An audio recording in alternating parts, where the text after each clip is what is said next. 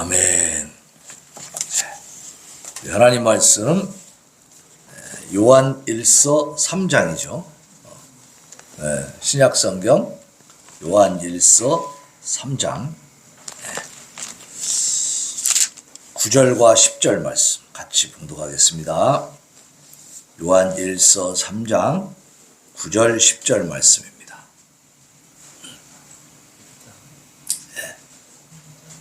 자, 같이 봉독합시다. 요한 1서, 이 히브리서, 야고보서 이렇게 뒤로 넘어가야 돼. 신약성경 뒤쪽에 있어요.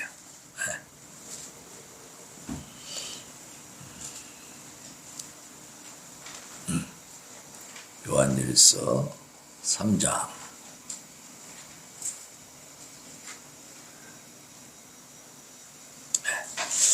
3장 9절 10절 같이 봉독합니다. 자, 시작. 하나님께로부터 난 자마다 죄를 짓지 아니하나니 이는 하나님의 씨가 그의 속에 거하며 그도 범죄하지 못하는 것은 하나님께로부터 났음이라. 이러므로 하나님의 자녀들과 마귀의 자녀들이 드러나나니 무릇 의를 행하지 아니하는 자나 또는 그 형제를 사랑하지 아니하는 자는 하나님께 속하지 아니하니라. 아멘. 아멘. 예. 자, 우리 하이델베르크 요리문답 53문 찾아봅니다. 주보에 있죠. 하이델베르크 요리문답 53문. 자, 예. 자, 성령에 대하여 그대는 무엇을 믿습니까? 첫째로 그는 성부와 성자와 함께 참되고 영원하신 하나님이시라는 것이요. 둘째로 그가 내게도 주신 바 되어 나로 하여금 참된 믿음으로 그리스도와 그의 모든 은덕에 참여하게 하시며 나를 위로하시며 또한 영원토록 나와 함께 거하신다는 것입니다. 아멘. 자, 또 내려가겠습니다.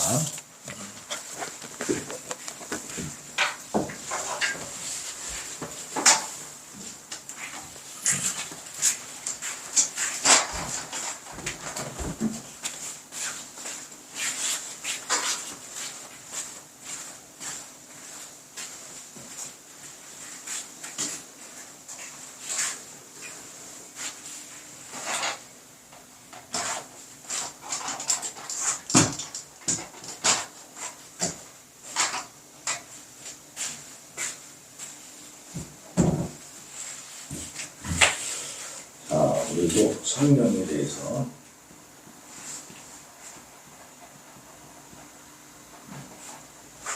오늘은 어떤 제목으로 되어 있죠? 주보에? 성령을 상실시키고 있는가? 그렇죠?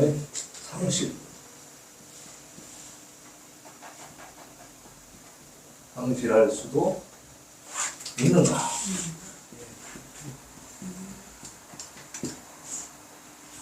과연 성령이 오셨는데 우리가 성령을 상실할 수도 있는가? 상실이라면 잃어버리는 거죠? 그럴 수 있을까요? 자, 먼저 나눠서 생각을 해봐야 돼요. 두 가지로 나눠보겠습니다. 두 가지로. 첫 번째, 외식자들과 유기된 죄인들이 있다. 외식하는 자들은 또 유기된 자들. 유기된다는 것은 병화 같은 놈이요. 그렇게 너무 단정짓지는 말고 좀 지켜봅시다. 자, 보세요. 외식하는 자, 유기된 자들은요, 어떠냐면 성령의 은사들을 전적으로 최종적으로 상실합니다.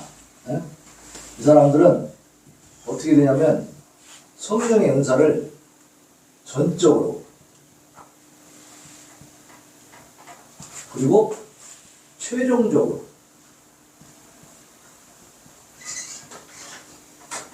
상실. 자, 보세요. 외식한다고 하는 것은 뭐예요? 겉으로 믿는 사람처럼 행동할 수 있다는 거죠. 속은 안 믿어도 겉으로는 교회 나와서 막 열심히 하고 막 아멘도 잘하고 정말 예배도 잘 참석하고 사람들 교회도 잘하고 막 이렇게 할 수 있어요.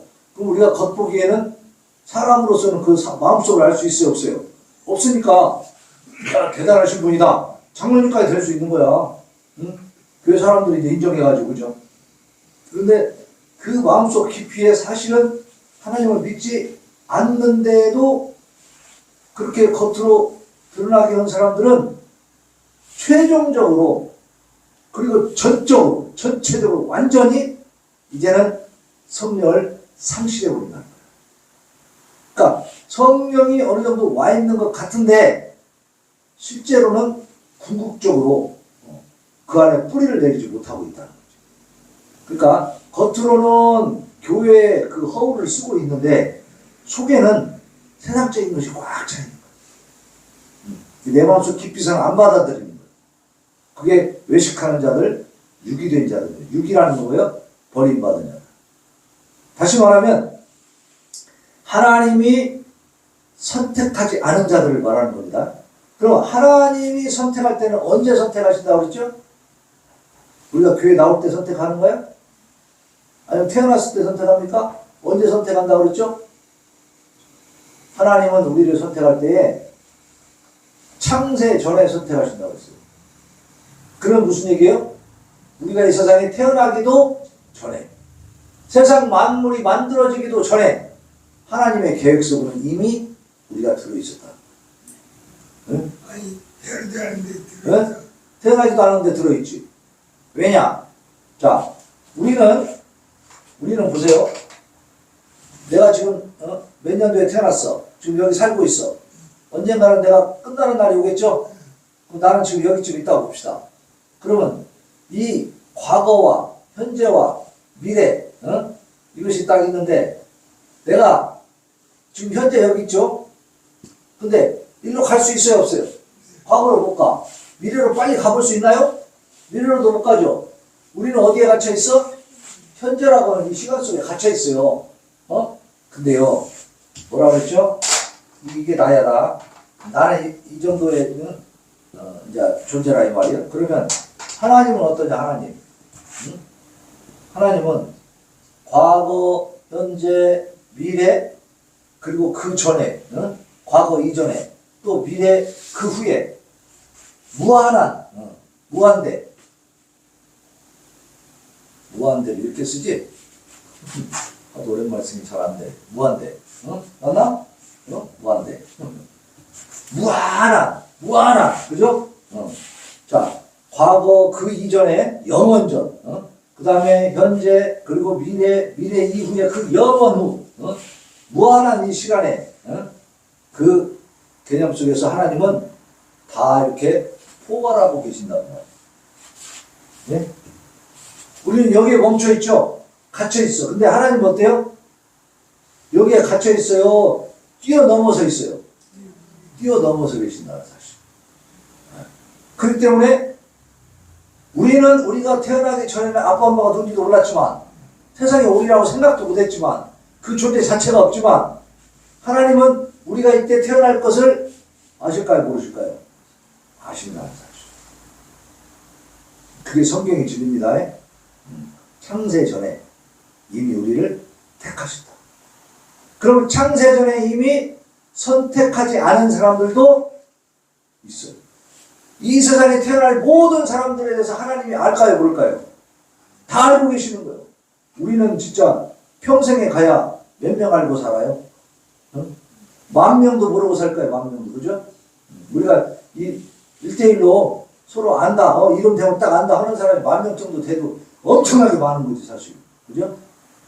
우리가 연예인들도 마찬가지야. 우리가 연예인 안다고 하지만 그 사람이 나 알아 몰라. 몰라요. 그러니까 연예인도 개인적으로 보면 혼자 10,000명을 알기가 쉽지 않은 거예요. 그죠?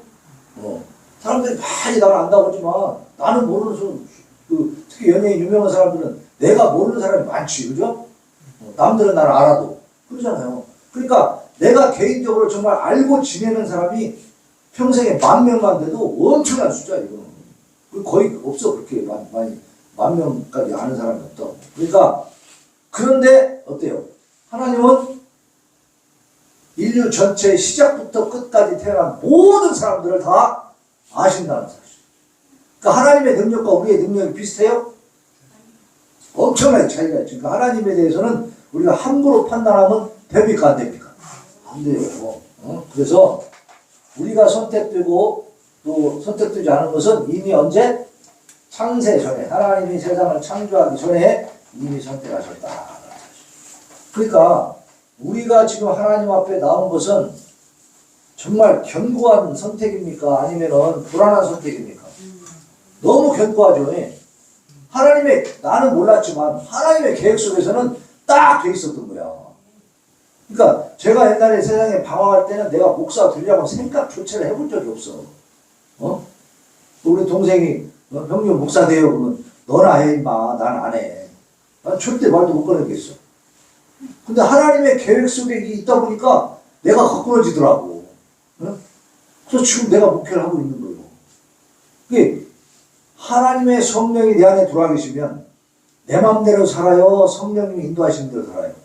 성령이 인도하시는 대로 살아요. 근데 유기되고 외식된 자들, 그러니까 형식으로만 신앙생활하는, 겉으로만 이렇게 남에게 보여주기 위한 신앙생활하는 사람들, 이런 사람들은 전적으로 최종적으로 성령을 상실하게 됩니다. 잘 들어봐요. 히브리서 6장 4절 6절에 보면 이런 말씀이 있습니다. 한 번 빛을 받고 하늘의 은사를 맛보고 성령에 참여한 바 되고 하나님의 선한 말씀과 내세의 능력을 맛보고도 타락한 자들 다시 새롭게 하여 회개할 수 없나니 이는 그들이 하나님의 아들을 다시 십자가에 못 박아 드러내놓고 욕되게 합니다. 그러니까 한번 빛을 받고 하늘의 은사를 맛보고 성령에 참여한 바 되고, 그러니까 이 영적 세계를 지금 안다는 거 모른다는 거예요. 조금 안다는 거죠. 좀 알았어, 깨달았어. 알고도 이런 상황 속에서 이제 예수님이 십자가에 못 박히신 것은 내 죄 때문이라는 사실을 깨닫고 알았어요. 배우니까 교회에서 계속 설교하니까 알지. 지식적으로 알았다 이 말이에요. 그런데도 불구하고 어떻게 했다? 타락한 자들. 이 타락이라고 하는 것은 하나님을 무시하고 살았다는 얘기예요. 하나님을 능멸한다는 얘기입니다. 이런 사람은 다시 새롭게 해서 회개하게 할 수 없다. 왜냐? 하나님의 아들을 다시 십자가에 못 박아 드러내놓고 욕되게 하는 것이기 때문에. 그러니까 모르는 사람들은 몰라서 그렇다고 하지만 예수님이 왜 십자가에서 그렇게 고통을 받으셨는지에 대해서 깨닫고 안 사람이 타락해버렸다면, 타락이라면 하나님을 대적해버렸다는 얘기죠. 이렇게 된다면 이 사람은 결국 그 예수님을, 십자가에 못 박히신 예수님을 드러내놓고 공개적으로 욕되게 한 거라 이 말이에요. 하나님을, 예수 그리스도를 모독한 거죠. 모독해. 그러니까 이런 사람들이 다시 새롭게 해서 회개할 수 있는 길은 없다. 이거 다시 말하면 성령을 어떻게 했다? 완전히 전적으로 최종적으로 상실해버렸다. 마태복음 12장 31절 32절에 보면 그러므로 내가 너희에게 이르노니 사람에 대한 모든 죄와 모독은 사심을 얻되 성령을 모독하는 것은 사심을 얻지 못하겠다. 또 누구든지 말로 인자를 거역하면, 예수님을 말로 거역해도 사심을 얻어 그거 회개하면 돼. 그런데 누구든지 말로 성령을 거역하면 이 세상과 오는 세상에서도 사심을 얻지 못한다. 성령을 거역합니다. 성령 회방죄라고 해요. 성령 모독죄. 이거는 용서가 없어요. 용서가 없어. 아니 모든 죄에 대해서 회개하면 하나님이 다 받아준다는데 예수님의 보혈로 다 죄를 씻어주시는데 왜 안 될까? 왜 안 될까요?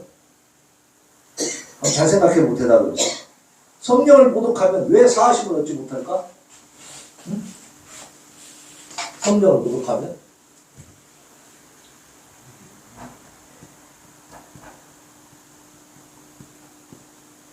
성령 모독이란 건 아까와 똑같아. 예수님을 십자가에 달아놓고 공개적으로 또 모욕하는 거나 마찬가지거든요. 성령 모독이라는 것은 성령의 인도하심을 받는다는 거 안 받는다는 거예요. 네? 성령의 인도를 안 받는다는 거죠. 우리가 하나님 앞에 죄 지은 것을 회개하려면 회개하는 마음을 누가 일으켜 주세요? 성령께서 일으켜 주시거든. 내 마음속에 이거 잘못했구나 회개해야 되겠다 그런 마음이 딱 들어서만 회개하고 있다면 이것은 성령께서 내게 깨닫게 해주시고 내가 그것을 지금 그대로 순종하고 있는 거예요. 네? 그런데 성령께서 내 마음에 너 이거 회개해야 되는데 이거 잘못했는데 라는 깨달음을 주어도 성령을 모독하는 자들은 그대로 행해요 안 해요? 안 하는 거지. 네. 그러니까 성령을 모독하는 자들은 회개할 수가 없어. 회개하지 않으면 죄상을 받아요 못 받아요? 못 받는 거예요. 이건 어떤 것이기에 주석에 써있는 게 아니에요. 나는 이 구절을 놓고 내 나름대로 묵상한 결과 하나님 깨닫게 해주신 내용이에요. 성령 모독죄가 왜 용서를 받지 못하는가? 회개할 수 없으니까. 회개하는 마음 누가 주셔? 성령이 주시는데 그걸 묵살해버리고 멸시하고 모독해버리니까 거부하니까 그럼 이 사람은 평생 회개할 수가 없는 거예요. 성령의 인도하심을 받을 수가 없는 거죠. 결국은 떠나는 거지. 성령이 떠나십니다. 성령을 모독한 자. 그러니까 이 사람은 애초부터 하나님 앞에 선택됐다기보다는 외식하는 자고 유기된 자였다. 그리고 이제 두 번째로 참으로 진정으로 중생한 자. 중생 거듭남이죠.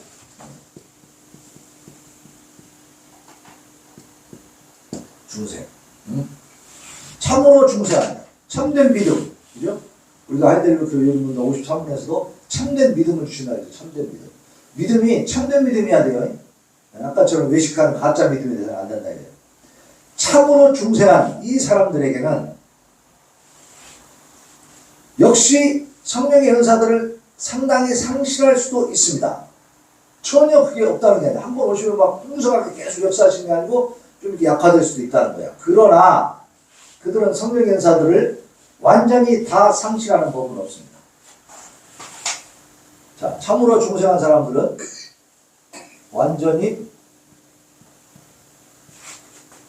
다 상실하지는 한다. 완전히 다 상실하지는 않다. 뿌리가 꼭 남아있어. 제가 만약에 정말 하나님의 선택된 자가 아니었다면 저는 여기에 서지 못했을 겁니다. 왜냐하면 세상에 더러운 맛을 많이 보고 살았거든. 그럼 글로 갔을 거야 그냥. 그런데 어떤 그 극한적인 상황에 처할 때마다 자꾸 제가 제동을 걸게 되더라고요. 여기까지 가면 안 되지. 이건 너무 많이 나왔다. 이렇게. 응? 그 세상의 그 악한 쪽으로 가다가 발을 빼게 되죠. 응? 누가 역사하시는 거예요? 하나님 역사하시는 거예요. 그래서 내가 방황하고 세상 돌아다닐 때는 성령의 충만한 역사는 아니죠. 많은 부분을 내가 상실한 상태지. 그러나 완전히 뿌리가 뽑히지 않다. 그 속에 남아있는 거예요. 그래서 언제나 어느 정도의 은사들이 남아있는 거예요. 남아있어. 하나님의 선택을 받은 자들은요. 절대 하나님을 완전히 떠나지 못합니다. 때때로 좀 우여곡절이 있을 수는 있어. 그죠? 그렇지만 완전히 하나님을 거부하고 세상으로 팍 나가서 다시 하나님 안 찾아. 이렇게 살 수는 있다 없다? 없어. 그러니까 참으로 중생한 사람들은 성령을 완전히 상실하지는 않는다. 그러나 선택되지 못한 자들은 완전히 상실해요. 큰 차이가 있죠.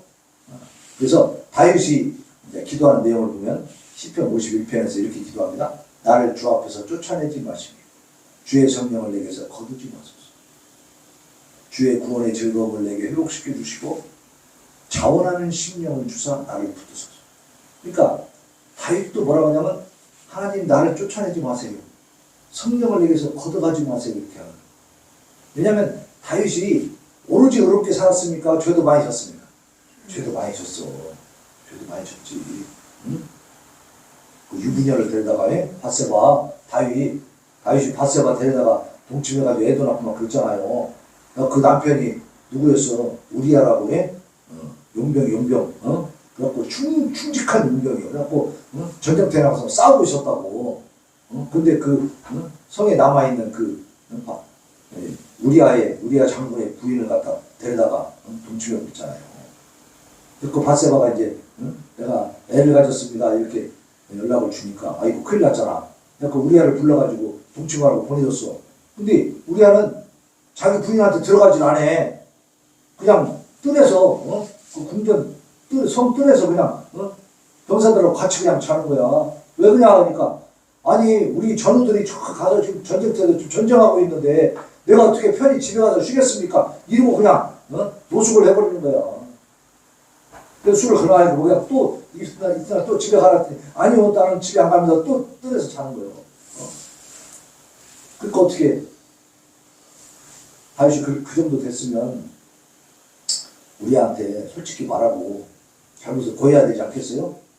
네? 그렇게 충직한 친한데 네? 근데 어떻게 했어요? 우리한테 밀서를 딱 싸고 보내는 거야.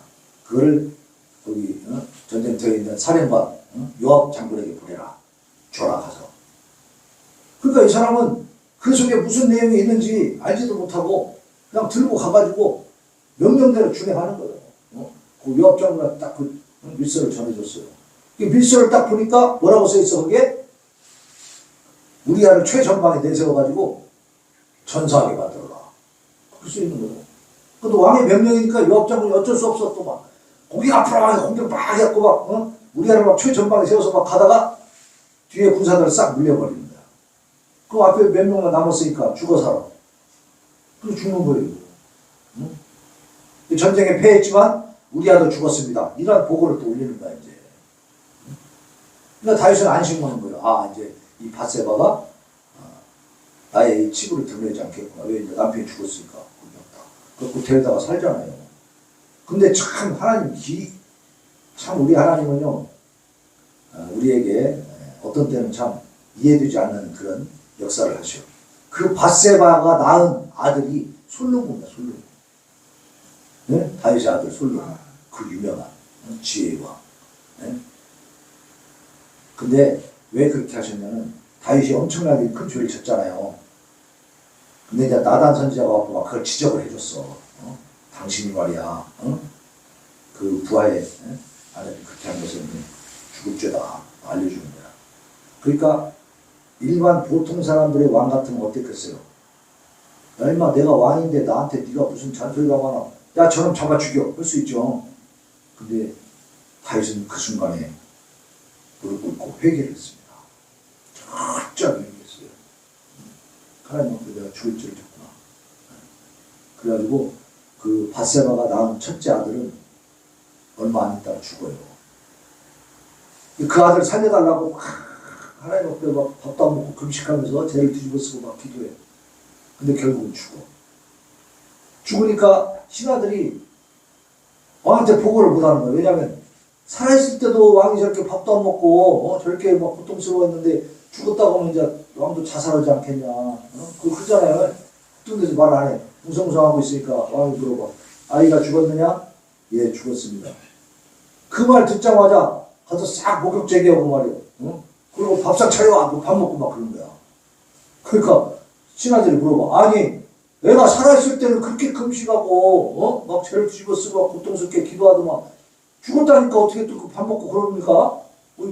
왕이요 좀 이상하십니다. 그러니까 뭐라 하냐면 다윗은 여호와 신앙이 있는 하나님에 대한 신앙. 살아있을 때는 하나님이 그 아이를 고쳐가지고 낫게 해줄 수 있지 않냐 이 말이 하나님이. 그러니까 기회가 있을 때 하나님 앞에 부르짖고 막 그렇게 간절히 기도한 거예요. 근데 결국 하나님은 그 다윗의 죄를 용서하지 않고 그 대가를 치르게 만드는 거예요. 그죠? 그래서 결국 그 아이가 죽었네. 딱 죽고 나서 다윗은 무슨 생각했냐. 아, 하나님 이거는 살려주는 그런 뜻이 아니고 데려가는 게 하나님 뜻이었구나.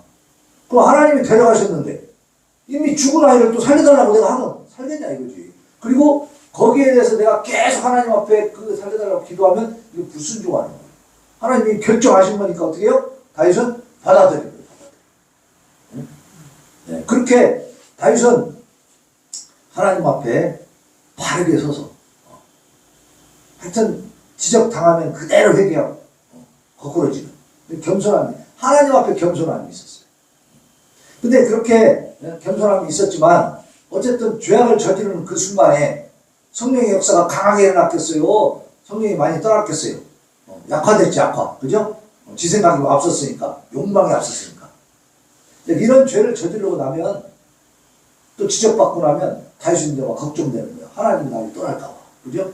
나를 쫓아내지 마시고 주의 성령을 내게서 거두지 마소서. 그러니까 이런 기도를 한다는 자체는 성령이 완전히 떠났다는 거예요? 완전히 떠나지 않았다는 거예요? 완전히 떠나지 않았기 때문에 이 기도를 하는 거예요. 이 사모함이 있는 거예요. 완전히 떠난 사람은 하나님에 대한 사모함 자체가 없어요. 다윗과 마찬가지로 참으로 중생한 사람들은 최종적으로 타락에 빠지지 않고 결국에 가서는 자기들의 죄와 타락의 상태를 보고 깨달으면서 회개하고 돌아옵니다. 그러니까 죄악의 자리에 있으면서도 마음이 편치가 않아. 성령이 아직도 떠나지 않았기 때문에 선택된 사람들은 세상의 그 행락의 자리에서 즐겁지가 않다니까. 저도 그런 데 가면은 항상 마음이 한쪽이 어둡더라고. 애들은 즐겁다고 재밌다고 슉 놀고 막 그러는데 나를 위해서 누가 노래를 하고 들어가고 형님 내가 노래하는데 어떻게 노래도 안 들어요? 아니 지가 나가서 나를 위해서 노래를 하든지 말든지 나는 괴롭다 이 말이에요. 응? 그렇게 이 마음에 이상하게 즐거운 자리에 가서도 내 마음에는 기쁨이 없고 어딘가 모르게 그림자가 있고 어둠이 있는 거예요. 선택된 자들은 그렇습니다. 네? 세상의 것은 막 즐길 수가 없어. 왜? 성령께서 그 안에 계시니까. 그죠? 성령이 기뻐하지 않으니까 그런 차이가 있는 겁니다. 그런데 우리가 선택되고 정말 하나님의 부르심을 받은 참된 믿음을 가진 성령께서 진짜로 임해서 역사하는 그러한 참 신자라도 성령을 어느 정도 잃어버릴 수는 있다고 그랬죠. 네. 그러니까 성령의 역사가 약화될 수는 있다는 말이에요. 언제 그러느냐? 5가지 경우가 있어요. 빨리빨리 얘기해 줄 거예요. 자, 첫째, 교회의 사역을 멸시. 교회에서 하는 모든 전도활동이나 예배나 이런 것들을 멸시해요. 그러니까 내 마음에 성령이 계신데도 그런 죄를 저지르는 사람도 있습니다. 그러면 성령의 역사가 강화될까요? 약화될까요? 약화되죠. 또 복음의 도리에 대한 공부와 묵상을 소홀히 김동주 집사님 성경을 읽고 문제를 풀고 이것을 열심히 할 때는 성령의 강력한 역사예요. 그걸 내가 소홀히 하면 그만큼 약화돼요. 약화돼요 진짜. 그 일을 위해서도 성경 공부하고 또 뭐 문제 풀고 그 성경 읽으면서 기도 많이 하시기 바랍니다. 하나님 앞에 기도해요. 그러니까 그러한 복음의 도리에 대한 공부, 묵상 이것을 소홀히 하게 되면 성령의 역사가 크게 일어나지 못해요. 근데 바울이 디모데한테 그의 속에 있는 하나님의 은사를 불러 일으키라고 명령하고 있습니다. 그 일을 이룰 수 있는 방법에 대해서 교훈하고 즉 읽기와 권면과 가르침에 전념하라고. 그러니까 우리가 성경을 가까이 대하고 자꾸 접하고 읽고 또 문제도 풀고 자꾸 하나님 앞에 가까이 나가야 됩니다. 그래서 하나님의 뜻을 자꾸 깨달아야 돼. 네?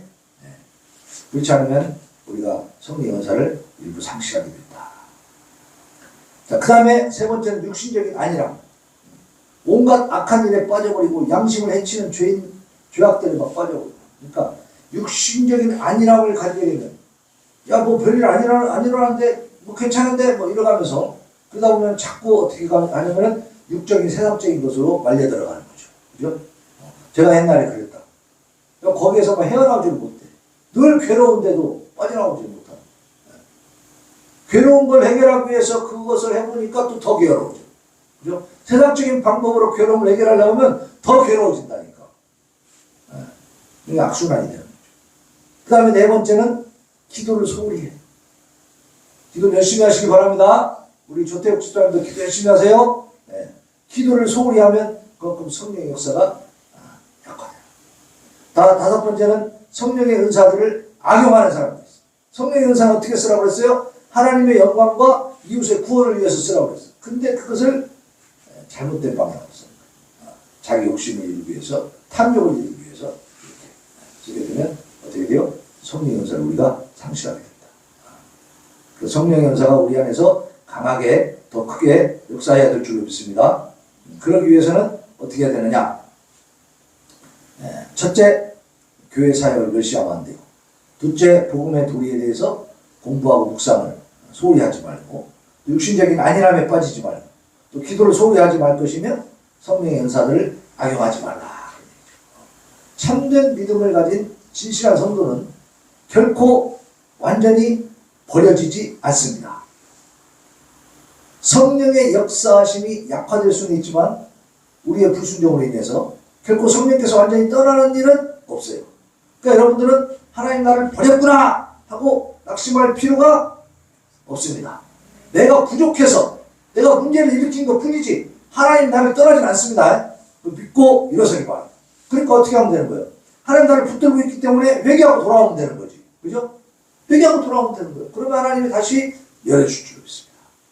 진실한 성도는 어긋난 길로 가다가도 성령의 음성을 듣고 언젠가는 반드시 돌아올 것입니다. 그죠? 또 성령께서 우리 안에 계시기 때문에 우리의 영적인 눈을 열어주시는 거죠. 우리 안에 계시니까 내가 성령께 관심만 가지고 그 말씀에 귀를 기울이고 내 모든 죄악을 내어놓고 솔직하고 정직하게 통에 한탄하면서 회개하면 성령께서 다시 길을 열어주시고 우리를 인도하시는 겁니다. 네. 자, 올라가서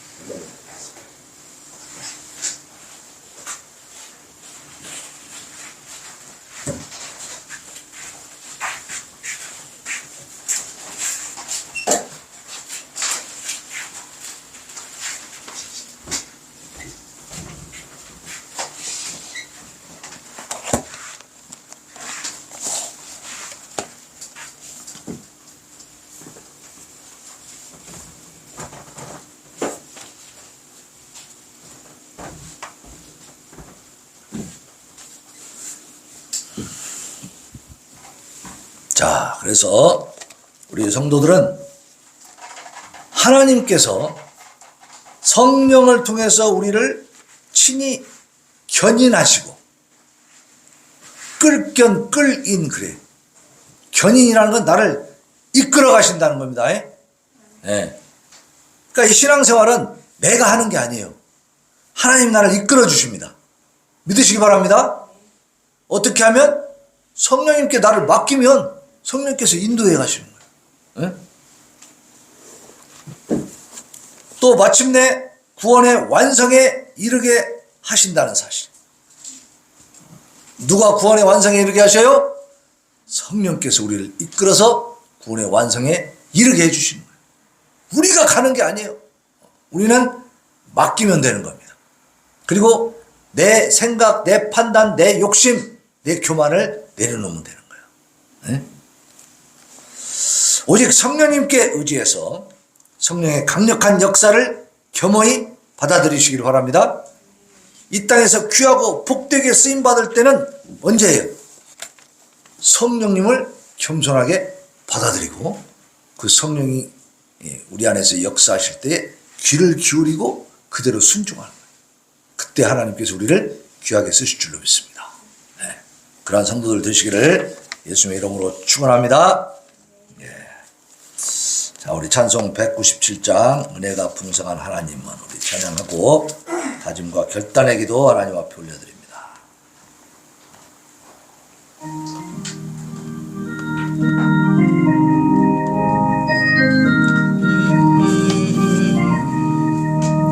은혜가 풍성한 하나님 믿는 자 한 사람 한 사람 어제도 오늘도 언제든지 편찮고 보호해 주시니 주여 성령의 은사들을 오늘도 내려 주소서. 성령의 뜨거운 불길로서 오늘도 충만케 하소서.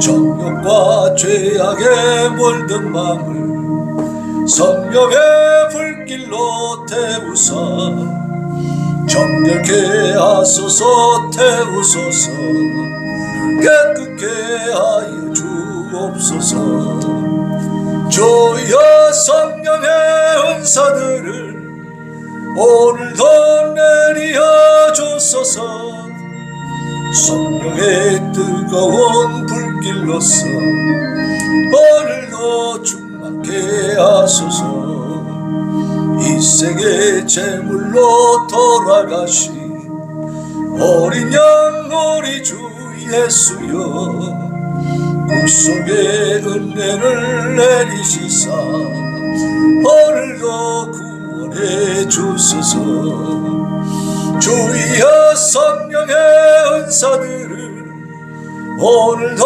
내리어 주소서 성령의 뜨거운 불길로서 오늘도 충만케 하소서 주님의 기쁘신 은혜만을 세상에 널리 전하리라 오늘의 능력과 권세로서 오늘도 입혀주옵소서 주여 성령의 은사들을 오늘도 내리어 주소서 성령의 뜨거운 불길로서 오늘도 충만케 하나님 앞에 이 시간 하나님 성령께서 우리 안에 강하게 역사하시도록 우리가 우리 성령 하나님의 인도하심을 잘 귀를 기울이고 겸허히 받아들이고 순종하게 하여 주옵소서 부르짖어 기도합니다. 주여 주여 주여